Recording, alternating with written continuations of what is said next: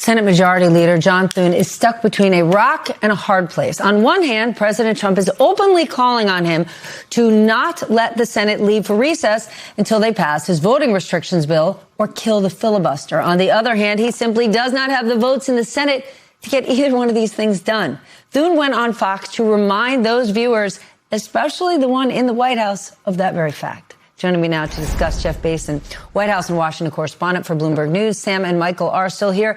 Jeff, the president keeps pushing this, and Thune keeps saying the votes just ain't there. I mean, at this point, is anything going to break this stalemate? I think the president thinks that maybe his own force of will break the stalemate, and that's why he keeps pushing it. He's made it clear that it's his top legislative priority. He talks about it all the time, and he's put a lot of pressure on Senator Thune and the rest of the Republican caucus to make it happen. But it's just not there, as he said, in terms of the votes. And that's not something that so far President Trump has been willing to accept. So, I don't see a realistic scenario in which the president will stop pushing for this, but that doesn't change the math, as you rightly referred to in your intro, about the votes on the Hill. Okay, but the fact that they're having this debate basically on competing Fox News shows in the morning and on primetime, Sam, at this point, doesn't the president run the risk of starting to look desperate? The Save America bill is going to start to be called the Save Republicans in the Midterms bill. Yeah, absolutely. He looks feckless. The infighting, I don't think particularly helps. The idea that he can't persuade recalcitrant Republicans to get on board makes him look weak. But I think the bigger problem here is down the road, which is he's pitched this bill essentially as essential for Republicans to retain power, and that without the bill, Democrats will take over. I mean, he's been pretty explicit in saying that. So if this doesn't pass and you're a casual Republican voter and you are being told that this bill is the only thing that's going to keep your party in power, what kind of motivation do you have to go to the polls? It's kind of reminiscent of how Trump dumped on mail-in balloting and said it was corrupt and people shouldn't do it because it was ripe for Democrats to take advantage of. And the Republicans didn't do it. And so that's the risk that he runs here, is that he ends up dissuading some of his members from going out and voting because they think the election's a foregone conclusion without this bill. Michael, what is the personal relationship between Trump and John Thune like right now? It's awkward, and that's not my word. That's a word, Steph, that a GOP senator had told me when describing the link between these two men. Look, they're wildly different people to begin with. John Thune is somebody who is your classic politician. He came up through the Republican ranks in the Reagan era and made his way to Senate Majority Leader. He's a South Dakota man.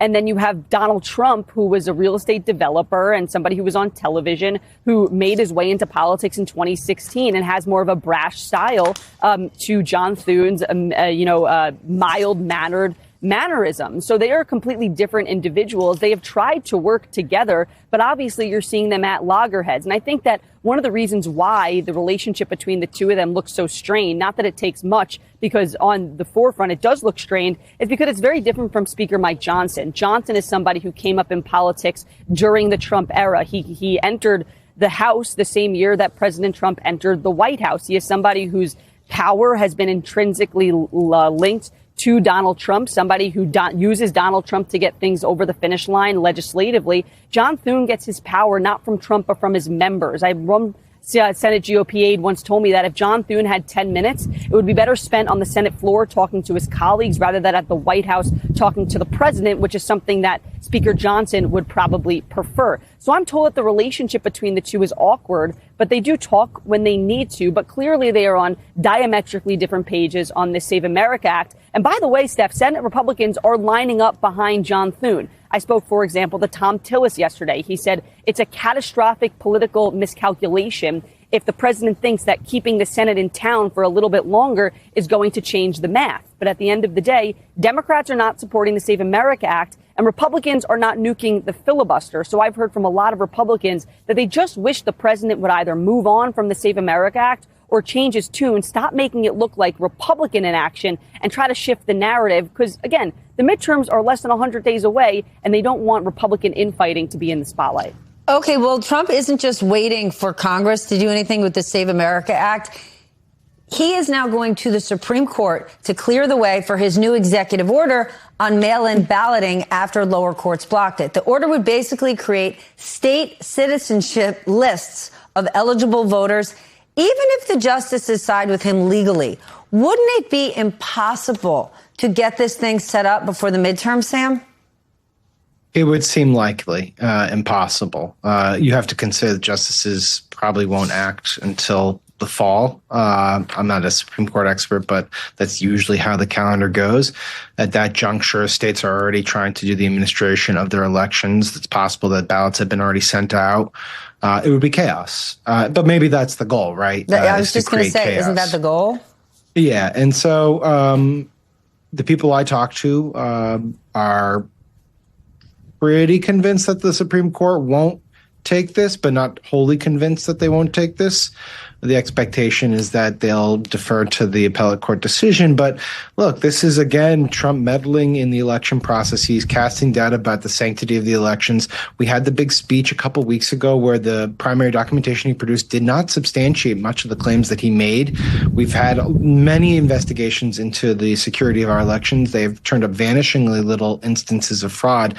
But this is his hobby horse. And I come back again to what I said 2 minutes ago, which is when you beat the drum that mail-in voting is poisonous to our democracy, cannot be trusted, you do risk having your people believe that they should not do mail-in voting. And so there is a risk here for Trump.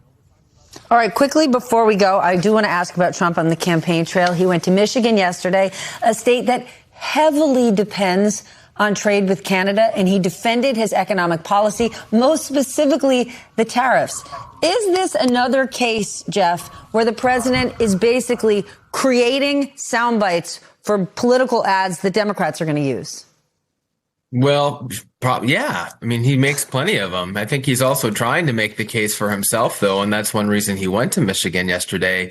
I think it was notable watching him yesterday that the trip that he did was what we had expected him to do all spring, when they said that he was going to be out on the campaign trail or out sort of selling his economic message to the country. And instead that got jettisoned by the war in Iran. So he's starting to do it now. He's got the fall to continue that type of argument. He's making promises about healthcare. He's making promises about other policies in order to try to encourage people to go out and vote and keep Republicans in power. But the sentiment around the country about his economic policies is not reflected positively in the polls, and that's a challenge. And he's, as you said, also handing over some sound bites to the Democrats who are trying to make the case that if you hand it over to them, they'll do a better job. All right, gang, we're going to leave it there because if Michael does not go inside, she looks like a flying monkey is going to land on her head, her shoulder, or just take her out any second now. Thank you all for joining us this morning.